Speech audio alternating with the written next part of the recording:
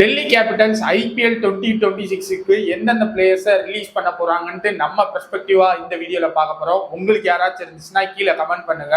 என்னோட first player Jack Fraser megger. கரெக்டா pronounce பண்ணனான்னு தெரியல, மேல போட்டுறேன் நேம் யாருன்ட்டு. இவர் டெல்லி கேபிட்டல்ஸ்ல 2024 ஓஹோன்னு பெர்ஃபார்ம் பண்ணாரு.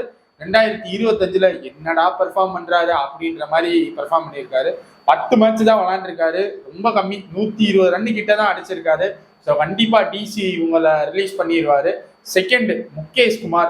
அதாவது அங்கிட்டு மிச்சல் ஸ்டார்க் அவருக்கு சூப்பரா பட்டு கொடுத்தாரு. அவருக்கு சப்போர்ட்டா இங்கிட்டு முகேஷ் குமார் போடணும், பட் போடல. ஸோ அவரே ஆனா போன ஆக்ஷன்ல அவர் செம்மையா ஒரு மாதிரி ஃபைட் பண்ணி அவர் ஒரு ட்ரேடு பண்ணி அது பண்ணி இது பண்ணி இவ்வளவு பண்ணாங்க மேனேஜ்மெண்ட். ஆனா இவர் அதை பண்ணல மேட்ச்ல. ஸோ கண்டிப்பா இவரை விட்டுருவாங்க. அடுத்து நட்ராஜன். நல்லா பவுலிங் போடுறாரு, நல்லா விக்கெட் எடுக்கிறாரு, ஆனா இன்ஜுரி மட்டும் வந்துகிட்டே இருக்கு. ஸோ நட்ராஜனையும் கண்டிப்பா டிசி ரிலீஸ் பண்ணிடுவாங்க. இன்னொரு காரணம் என்னதுன்னா இங்கிட்டு ஸ்டார்க் இருக்காரு. ஸோ 2 லெஃப்ட் ஹேண்டரோட போவாங்களான்னு கேட்டா கன்ஃபார்ம் கொஸ்டின் மார்க் தான்.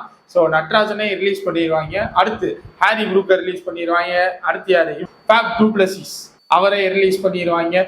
ஒரு மாதிரி ஒரு என்ன பண்ண போறாங்கன்னு அவங்களுக்கும் தெரியல, நமக்கும் தெரியல. டிசி இல்ல உங்களுக்கு டூப்ளசிஸ் வச்சிருப்பாங்கன்னா கீழே கமெண்ட் பண்ணுங்க, யார் யாரை வைக்க போறாங்க, யார் யார் ரிலீஸ் பண்ண போறாங்கன்ட்டு.